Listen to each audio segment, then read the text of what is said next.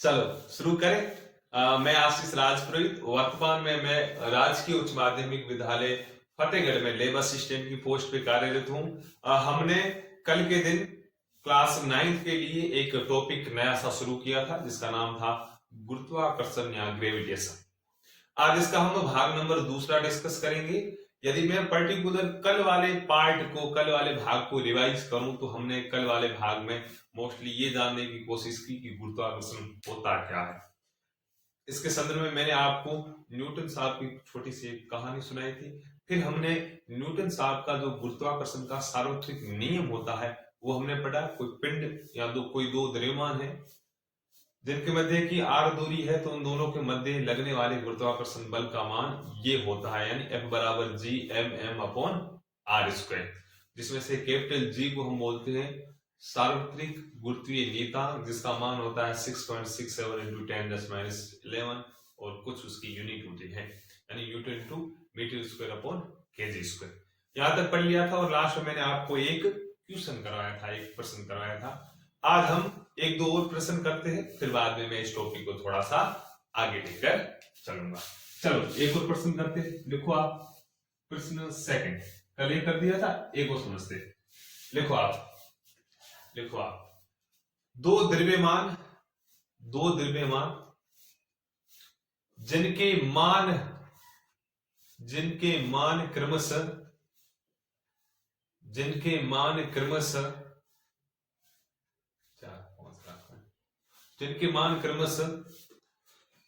100 kilogram व 50 kilogram है। इनके मध्य की दूरी 20 मीटर है। इनके मध्य की दूरी 20 मीटर है। तो इन दो द्रव्यमानों के मध्य लगने वाले गुरुत्वीय बल का मान ज्ञात करो।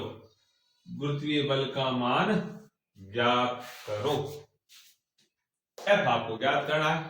आपको 1 मिनट का मैं समय दे रहा हूं, खुद ट्राई करो, जल्दी कोशिश करो। दो द्रव्यमान दिए हुए हैं, उनके मध्य की दूरी दी हुई है और आपको गुरुत्वीय बल ज्ञात करना है। वैसे भी कल मैंने आपको फॉर्मूला लिखा था, F बराबर G M M upon are square.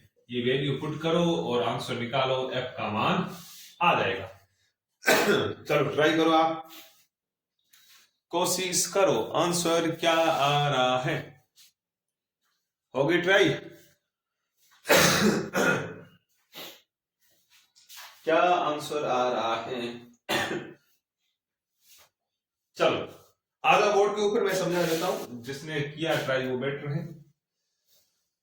50, 100 और 20। चलो हमें दो द्रव्यमान दिए हुए हैं जिनके मान, द्रव्यमान यानी भार कितने हैं? एक है 100 किलोग्राम, आंसर में बता रहा हूं, यहां समझने की कोशिश करो फिर लिखना। दूसरा है 50 किलोग्राम। उनके मध्य की दूरी यानी आर कितना है? 20 मीटर। हाँ या ना? यही है। और मुझे पता है फॉर्मूला F बराबर होता है G capital M small m upon are square. हाँ या ना? यही होता है। अब देखो, अब मैं फॉर्मूले के अंदर वैल्यू पुट कर रहा हूं। जी गुरुत्वीय सार्वत्रिक नियतांक कितना होता है? 6.67 इंटू 10⁻11। यही होता है। हाँ या ना? फिर कैपिटल एम कितना है? 100 किलोग्राम, 100 का 100। स्मॉल एम कितना है? 50 किलोग्राम, 50 का 50। और दूरी कितनी है यानी आर कितनी है? 20, यानी 20 का स्क्वायर। यही होगा। अब इसको सोल्व करो। मैं 100 गुणा 50 करूंगा तो 5000, यानी मैं इसको ऐसे लिख सकता हूं। आगे वो सोल्व करो। 6.67 इंटू 10⁻11 इंटू इन दोनों को मैंने मल्टीप्लाई किया तो कितना आया? 5000 बटा 20 का स्क्वायर कितना होगा? यानी 20 गुणा 20 कितना होगा? 400। यही होगा। 20 गुणा 20 किया था 400। अब देखो, 2 जीरो से 2 जीरो गए, हाँ या ना? यही होगा। अब देखो, अब मैं ऐसे भी काट सकता हूं, इसको 2 से काटो, 2 से काटो तो 2 बचेंगे, इस 50 को 2 से काटो तो 25 बचेंगे, यही होगा। अब इसको और मैं सोल्व करता हूं, अब इसको काटने के बाद मेरे पास क्या बचता है, 6.67 गुणा 10 की घात माइनस 11 गुणा 25 बटा 2, 25 बटा 2 यही बचता है।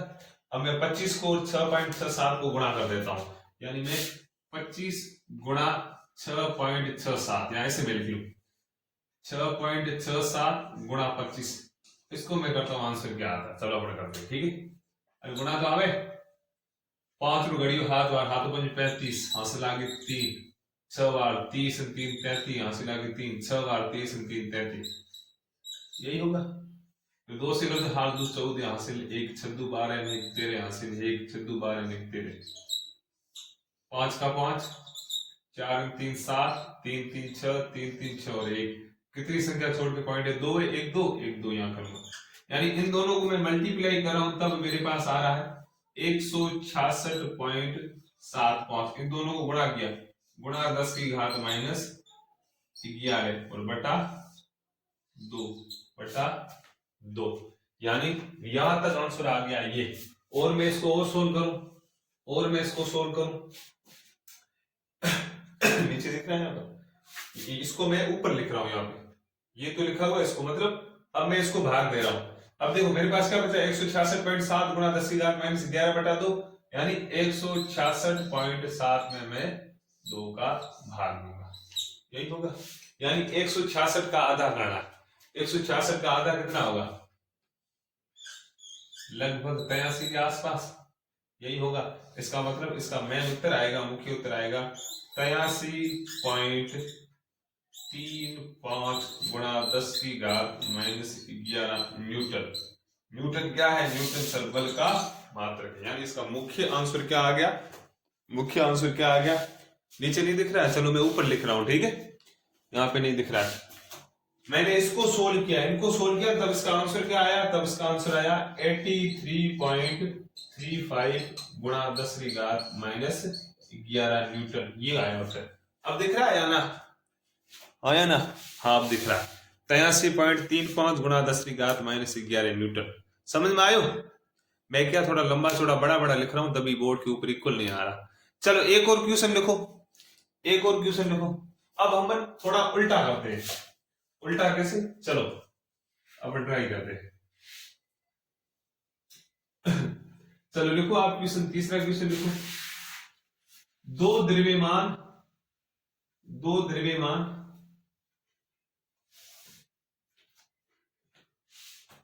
ऐसे लिखो, दो द्रव्यमान जिनके मध्य गुरुत्वीय बल, जिनके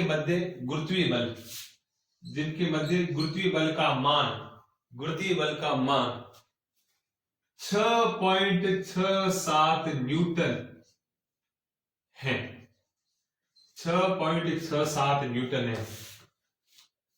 दो द्रव्यमान है, उनके मध्य बल लग रहा है, गुरुत्वीय बल का मान क्या है 6.67 न्यूटन है, तथा उन दो द्रव्यमानों के मान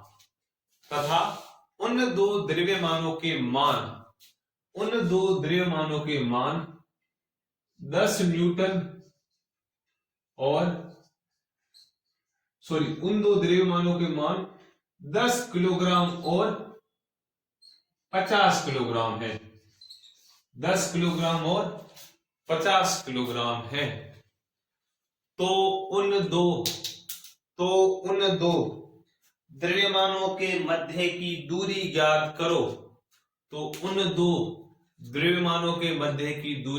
करो, यानी अब आपको R का मान पूछा है।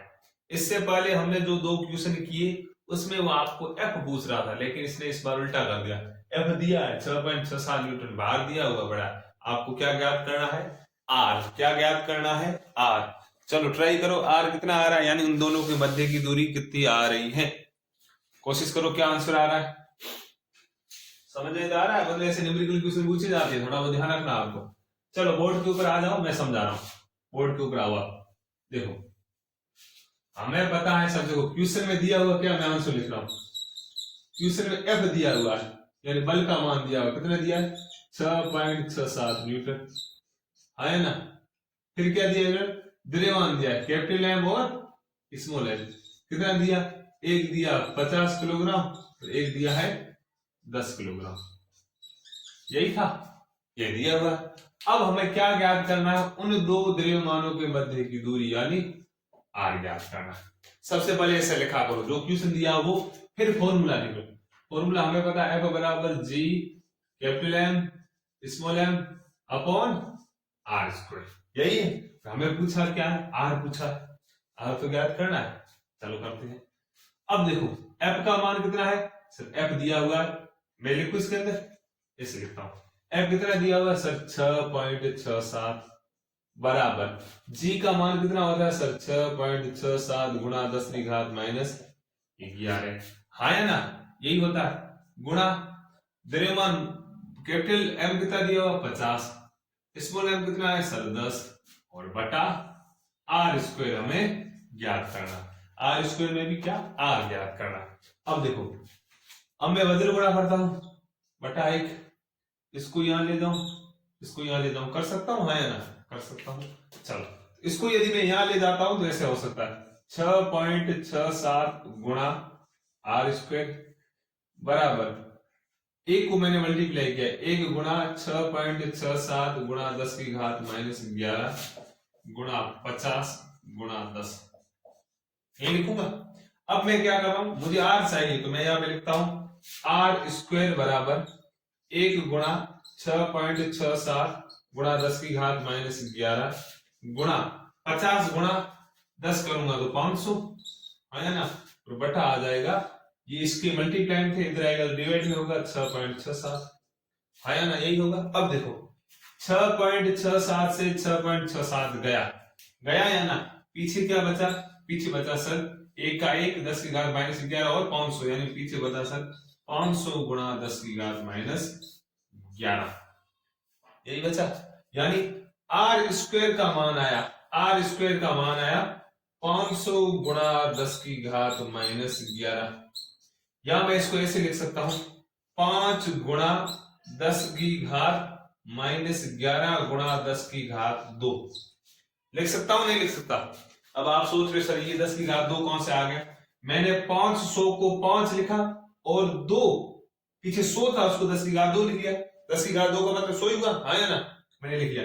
अब देखो, अब मैथमेटिक्स का रूल होता है यदि आधार समान होते हैं तो घातें हमेशा जुड़ती है, मतलब आधार समान है, इधर 10 है इधर 10 है तो घातें जुड़ेगी, मतलब ऊपर है माइनस 11 और साथ में क्या प्लस 2, तो घातें जुड़ने के बाद क्या बचेगा -9, क्या बचेगा -9, यानी मैं इसको आगे और ऐसे लिख सकता हूँ 5 गुणा 10 की घात -9, यानी आर स्क्वायर का मान इतना आया, तो आर कितना होगा, आर होगा सर रूट ऑफ, उधर रूट हो जाएगा, रूट ऑफ 5 × 10⁻⁹ मीटर, ये आ जाएगा आंसर। समझ में आया, अच्छा क्वेश्चन था, ताला लगा देना जिसको समझ में आया, बेटर है थोड़ी बहुत, जिसकी गणित बढ़िया है उसको ये चीजें धीरे धीरे समझ में आती रहेगी, ना आया तो कोई चिंता नहीं, मैं कल समझा दूंगा वापस।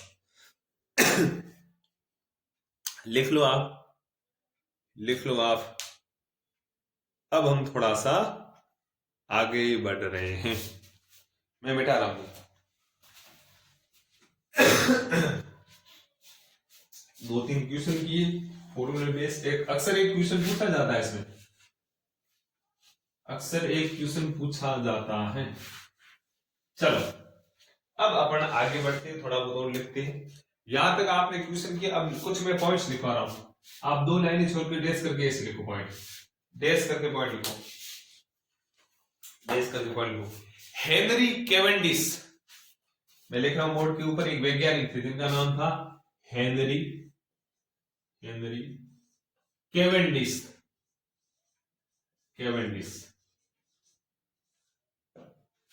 हेनरी कैवेंडिश ने एक सुग्राही तुला का, एक सुग्राही तुला, एक सुग्राही, मैं बोर्ड के ऊपर लिख रहा हूं तुला, तुला मतलब ताकड़ी, एक सुग्राही तुला का उपयोग करके, तुला का उपयोग करके कैपिटल जी का मान, यानी ये जी का मान ज्ञात किया, जी का मान ज्ञात किया। जी का वर्तमान मान्य मान, जी का वर्तमान मान्य मान, यानी वर्तमान स्थिति में जो जी का मान है वो क्या है, ऐसे बोला है। ऐसे लिख लो आप, जी का वर्तमान मान, मान्य हटा दो, जी का वर्तमान मान 6.67 गुणा 10 की घात -11 newton into metre square upon KG square, ये होता है। ये याद रखना, वैसे भी कल मैंने बताया था, आज भी ध्यान रखो। यदि आपको पूछा जाए सार्वत्रिक गुरुत्वीय नियतांक का मान कितना होता है, तब आपको ये बताना 6.67 गुणा 10 की घात -11 न्यूटन गुणा मीटर का स्क्वायर या वर्ग बटा किलोग्राम का स्क्वायर, ये आपको बताना। इस मान को किसने ज्ञात किया, कौन से वैज्ञानिक थे, तब आप बोलोगे हेनरी कैवेंडिश। लिख लिया, वेरी गुड। अब आप एक लाइन छोड़ के लिखो, 2-3 पॉइंट लिखा ना, लिखते जाओ आप। न्यूटन के गुरुत्वीय नियम को, न्यूटन के गुरुत्वीय नियम को हम सार्वत्रिक लिखना आता है, सार्वत्रिक ऐसे कल लिखा है, हम सार्वत्रिक नियम इसलिए पढ़ते हैं क्योंकि यहां पर सार्वत्रिक का अभिप्राय यह है कि, सार्वत्रिक का अभिप्राय यह है कि यह सभी वस्तुओं पर लागू होता है, यह सभी वस्तुओं पर लागू होता है, चाहे वे वस्तुएं बड़ी हो या छोटी हो, बड़ी हो या छोटी हो, या गतिशील हो या स्थिर हो, चाहे वो वस्तुएं बड़ी हो या छोटी हो या स्थिर हो या गतिशील हो। अब आप एक लाइन छोड़कर एक और लिखिए, एक और लाइन लिखिए, फिर मैं दोनों लाइनों को साथ में समझाऊंगा। लिखो, गुरुत्वीय, यहां ऐसे लिखो, सॉरी आप ऐसे लिखो, गुरुत्वाकर्षण बल F, यानी कैपिटल F लिखना है। गुरुत्वाकर्षण बल F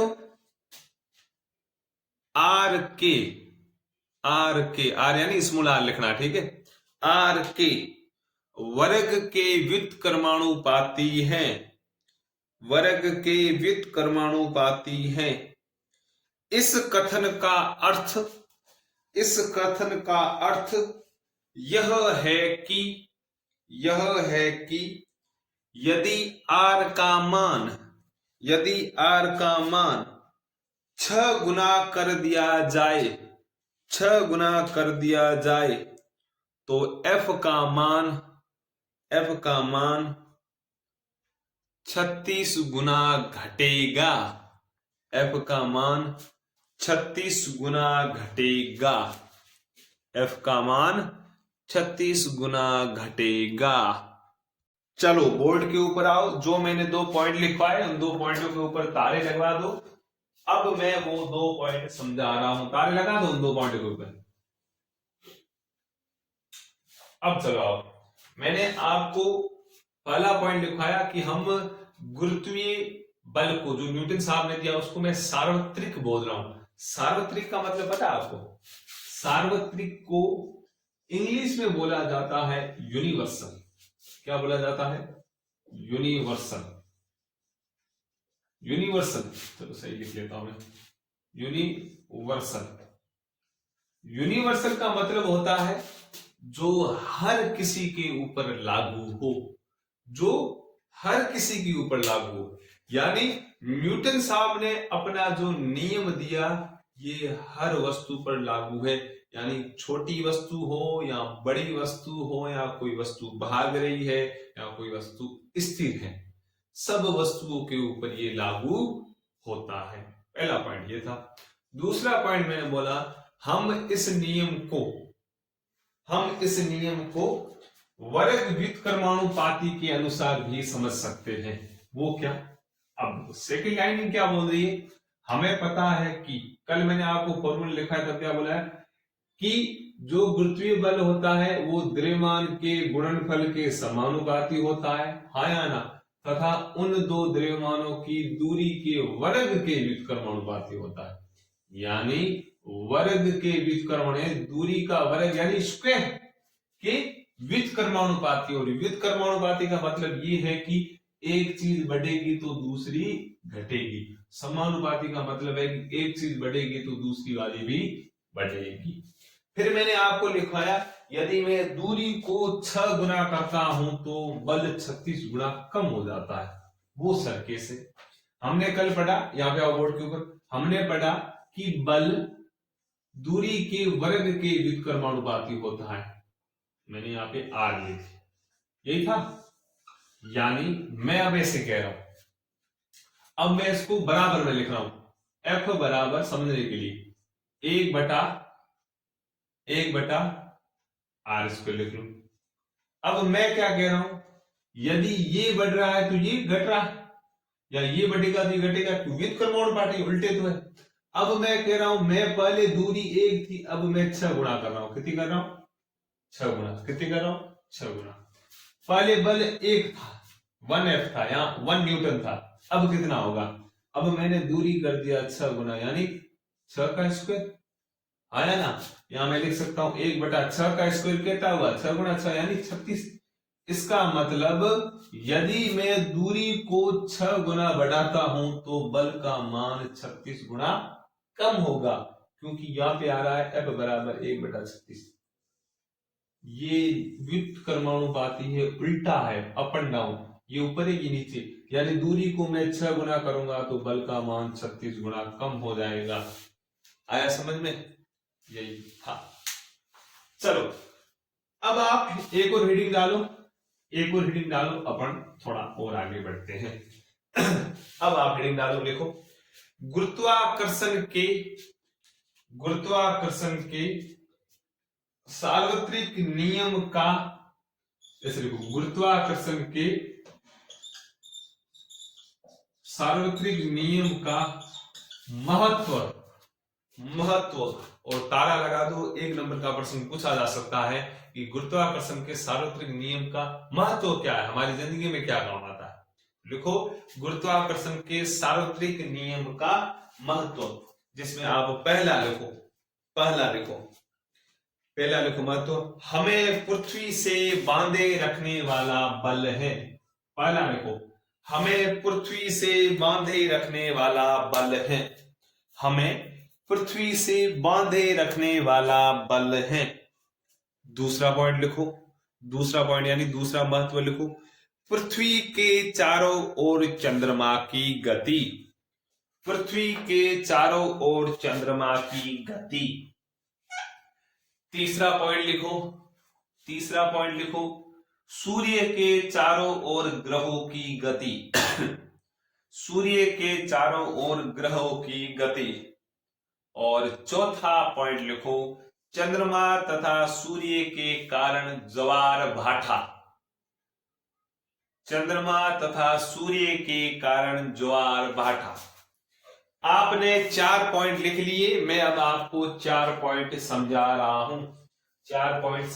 हूं। आ जाओ भाई, बोर्ड के ऊपर आ जाओ भाई, यहां पर सीधे अब आगे देखो, मैं आपको अब समझा रहा हूं भाई गुरुत्वाकर्षण का सार्वत्रिक नियम, इसका महत्व क्या है भाई, क्या काम का है हमारे डेली लाइफ में। तो पहला पॉइंट मैंने क्या लिखाया, हमें पृथ्वी से बांधे रखने वाला बल। यानी हम पृथ्वी के ऊपर चल रहे हैं, पृथ्वी के ऊपर बैठे हैं या घूम रहे हैं, उसका कारण है गुरुत्वाकर्षण बल। यदि यह ना हो तो हम उड़ने लग जाए, हाँ या ना, हम वहां पर या यहाँ पृथ्वी पर हम उड़ने लग जाए। इसका मतलब हमें पृथ्वी से बांधे रखने में कौन से बल का महत्व है, तो हम बोलेंगे गुरुत्वीय बल। ठीक है। सेकंड, पृथ्वी के चारों ओर चंद्रमा की गति, यानी आपको पता है ये अर्थ है, पृथ्वी के चारों ओर चंद्रमा तो गति करता है, यानी ऐसे ऐसे घूमता है।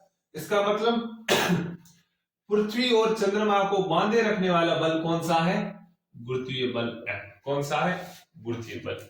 थर्ड आप मैंने लिखवाया सूर्य के चारों ओर ग्रहों की गति, यानी जितने भी ग्रह हैं, जितने भी ग्रह, भले पृथ्वी लो भले चंद्रमा लो, सबके सब ग्रह सूर्य के चारों ओर चक्कर लगाते हैं। सबके सब ग्रह सूर्य के चारों ओर चक्कर लगाते हैं। इसका मतलब सूर्य के चारों ओर ग्रहों की गति का कारण क्या है? इनके मध्य लगने वाला गुरुत्वीय बल। इनके मध्य लगने वाला गुरुत्वीय बल। 3 हो गए। एक और लास्ट में मैंने लिखवाया चंद्रमा तथा सूर्य के कारण ज्वार भाटा। चंद्रमा तथा सूर्य के कारण ज्वार भाटा। वैसे बेसिकली मुझे खुद को पता नहीं था कि ज्वार भाटा क्या होता है। मैंने क्या लिखाया? चंद्रमा। चौथा मैंने लिखा चंद्रमा तथा सूर्य के कारण ज्वार भाटा, ये लिखा है मैंने। पूरा मुझे भी पता नहीं, लेकिन ऐसा बोला जाता है जब सूर्य और चंद्रमा एक सीध में आते हैं तो समुद्र तल में कुछ हवाएं उठती है, जिसकी सहायता से समुद्र का जो तलीय जल होता है वो ऊपर की ओर उठता है। परफेक्ट मुझे भी पता नहीं, लेकिन आप खुद पता करोगे और कमेंट के अंदर लिखोगे सर ज्वार भाटा ये होता है, और मुझे भी समझाना। ठीक है। जितने भी है स्टूडेंट, आप क्लास पूरी होने के बाद गूगल के ऊपर या कहीं से भी पूछकर ज्वार भाटे को आप सर्च करना और कमेंट बॉक्स के अंदर लिख लेना, भाई मैं भी समझ जाऊंगा ये होता क्या। चलो यहां तक ये महत्व हो गई, या आपको पर्टिकुलर ध्यान रखने। अब आप एक बड़ा सा हेडिंग डालो, मुक्त पतन। बड़ा सा हेडिंग डालो, मुक्त पतन। क्या लिखोगे? मुक्त पतन। ऐसे वहां तक वो गुरुत्वाकर्षण का बल पूरा हो गया। अब इसमें एक और आगे हेडिंग है, डालो आप मुक्त पतन। क्या है? मुक्त पतन। और इसमें मैं कुछ पॉइंट्स लिखा रहा हूं, आप लिखने। वैसे पहले मैं समझा दूं मुक्त पतन का मतलब क्या होता है। मैं किसी वस्तु को सीधा ऐसे छोड़ रहा हूं, इसका नीचे की ओर जा रही, किसी की भी सहायता की आवश्यकता नहीं है। ऐसा नहीं भाई मैं पकड़ के नीचे ले जा रहा हूं, ये जो मैं जैसे छोड़ता हूं नीचे की ओर जा रही, इस अवस्था को बोलते हैं मुक्त पतन। अब मैं इसके अंदर कुछ पॉइंट्स लिखाऊंगा, फिर इसके संदर्भ में एक और नई चीज निकल के आएगी, उसके बारे में हम विस्तार पूर्वक पढ़ेंगे। तो इसके अंदर समरी लिखना शुरू करो, आप लिखना शुरू करो। मैं बोल रहा हूं आप लिखना शुरू करो। हम जानते हैं कि, आप जानते हो मैं भी जानता हूं, क्या जानते हैं वो आगे आ जाएगा। देखो, हम जानते हैं कि पृथ्वी वस्तुओं को अपनी ओर आकर्षित करती हैं, अपनी ओर आकर्षित करती हैं। खड़ी बाई लगाओ और आगे लिखो, पृथ्वी के इस आकर्षण बल को गुरुत्वीय बल कहते हैं। गुरुत्वीय बल कहते हैं। खड़ी पाई लगाकर आगे लिखो, खड़ी पाई लगाकर आगे लिखो। अतः जब वस्तुएं पृथ्वी की ओर, जब वस्तुएं पृथ्वी की ओर केवल इसी बल के कारण गिरती हैं, केवल इसी बल के कारण गिरती हैं, तो हम कहते हैं कि वस्तुएं मुक्त पतन में हैं। तो हम कहते हैं कि वस्तुएं मुक्त पतन में हैं। खड़ी पाई लगाकर नई वाली लाइन से लिखना शुरू करो, खड़ी पाई लगाकर नई वाली लाइन से लिखना शुरू करो। मुक्त पतन के समय वस्तुओं की गति की दिशा में कोई परिवर्तन नहीं होता, लेकिन पृथ्वी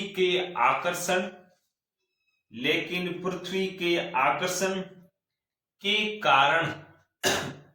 के कारण वेग के परिमाण में परिवर्तन होता है। खड़ी पाई लगाकर आगे लिखिए, वेग में कोई भी परिवर्तन, वेग में कोई भी परिवर्तन त्वरण को उत्पन्न करता है, त्वरण को उत्पन्न करता है। जब भी कोई वस्तु, जब भी कोई वस्तु पृथ्वी की ओर गिरती है, पृथ्वी की ओर गिरती है, तो त्वरण कार्य करता है, तो त्वरण कार्य करता है। यह त्वरण, यह त्वरण पृथ्वी के, पृथ्वी के गुरुत्वीय बल के कारण है, गुरुत्वीय बल के कारण है। इसलिए इस त्वरण को, इसलिए इस त्वरण को गुरुत्वीय त्वरण कहते हैं, गुरुत्वीय त्वरण कहते हैं। खड़ी पाई लगाकर आगे लिखिए, खड़ी पाई लगाकर आगे लिखिए, इसे स्मॉल जी से दर्शाया जाता है। स्मॉल जी मतलब छोटा जी लिखना, ठीक है, कैपिटल जी नहीं। कैपिटल जी क्या था, सार्वत्रिक गुरुत्वीय नियतांक, और स्मॉल जी क्या है, तो आप बोलोगे गुरुत्वीय त्वरण। इसे स्मॉल जी से दर्शाया जाता है, इसे स्मॉल जी से दर्शाया जाता है, तथा इसका मात्रक, तथा इसका मात्रक मीटर प्रति सेकेंड स्क्वायर होता है, मीटर प्रति सेकेंड स्क्वायर होता है। मीटर प्रति सेकेंड स्क्वायर होता है। अब आप बोर्ड के ऊपर आ जाओ। मुक्त पतन में जो कुछ भी लिखवाया वो अपन समझने की कोशिश करते हैं। अब देखो, अब ये लाइनिंग क्या बोल रही है, जो मैंने पैराग्राफ लिखवाया, ये पूरा पैराग्राफ क्या बोला वो समझते। मुक्त पतन का मतलब है वस्तु को मैं सीधा ऐसे छोड़ रहा हूं, छोड़ दी मैंने। जैसे ही मैं वस्तु को छोड़ूंगा तो वस्तु नीचे की ओर आएगी। नीचे की ओर आने का कारण है कि पृथ्वी उसे अपनी ओर आकर्षित कर रही है, यानी गुरुत्वीय बल लगा रही है, गुरुत्वीय बल उसके ऊपर लगा रही है। जब वस्तु मुक्त पतन की स्थिति में होती है और पृथ्वी उसके ऊपर गुरुत्वीय बल लगा रही होती है, तब उस वस्तु की दिशा में कोई परिवर्तन नहीं होता। ऐसा नहीं मैं ऐसे फेंक रहा हूं, वस्तु ऐसे करके ऐसे जा रही, ना, दिशा में कोई परिवर्तन नहीं होता, लेकिन वेग में परिवर्तन होता है। लेकिन वेग में परिवर्तन नहीं मतलब वेलोसिटी, उसका वेग बढ़ भी सकता है और अक्सर बढ़ता है, उसके वेग में परिवर्तन होता है, यानी वेग धीरे धीरे बढ़ रहा है। पहले 20 था, 30, 40, 50 ऐसे ऐसे करके स्पीड उसकी बढ़ रही है। इसका मतलब वेग बढ़ रहा है, 20 से 30, 30 से 40, इसका मतलब वेग में परिवर्तन आ रहा है। एक समान वेग से तो वस्तु नीचे नहीं आ रही, किसी समय 30 था, फिर 40, 50, 60, 70, मतलब वेग बढ़ रहा है, वेग परिवर्तन हो रहा है। और आपको पता है जिस स्थिति में वेग परिवर्तन होता है तो वहां पर त्वरण आ जाता है। त्वरण का मतलब ही क्या होता है, वेग में परिवर्तन की दर त्वरण कहलाती है। इसका मतलब जब मैंने मुक्त पतन वाली स्थिति दर्शाई, मैंने किसी वस्तु को ऊपर से फेंका तो पृथ्वी को आई, क्यों आई, क्योंकि पृथ्वी ने उसको अपनी ओर आकर्षित किया, गुरुत्वीय बल लगाया। जिस प्रकार वो नीचे आ रही थी उसकी दिशा में कोई परिवर्तन नहीं हुआ, लेकिन उसके वेग में परिवर्तन हुआ। वेग में परिवर्तन होने के कारण उसमें त्वरण उत्पन्न हुआ। क्या हुआ उत्पन्न, त्वरण। अब गुरुत्वीय बल के कारण जो त्वरण उत्पन्न हुआ उसे हम बोलते हैं गुरुत्वीय त्वरण। क्या बोलते हैं, गुरुत्वीय त्वरण। क्या बोलते हैं, गुरुत्वीय त्वरण। और गुरुत्वीय त्वरण को हम स्मॉल जी से दर्शाते हैं, ये वाला जी, ये लिखना था, स्मॉल जी से दर्शाते हैं, तथा इसका मात्रक मैंने बोला मीटर प्रति सेकेंड स्क्वायर। आपने पता नहीं कैसे लिखा, मात्रक इसका होता है मीटर प्रति सेकेंड स्क्वायर। यहां मैं लिख सकता हूं इसको ऐसे, मीटर प्रति सेकेंड स्क्वायर। नीचे एस स्क्वायर था, ऊपर लाऊंगा तो माइनस में हो जाएगा। ये इसका मात्रक होता है। और मात्रक आपको ध्यान रखना है, किसका मात्रक होता है, गुरुत्वीय त्वरण का। अब हम समझेंगे भाई गुरुत्वीय त्वरण कितना होता है, इसका मान कितना होता है क्या नहीं, लेकिन वो समझेंगे हम कल। आज के लिए तब खूब है, जो मैंने चीजें थोड़ी बहुत समझाई है, जो आपने 2-3 क्वेश्चन किए हैं वो आप खुद वापस ट्राई करना, समझ में आए तो बेटर है, ना आए तो कोई चिंता की बात नहीं, मैं कल समझा दूंगा। आज के लिए इतना खूब है। जय हिंद, धन्यवाद।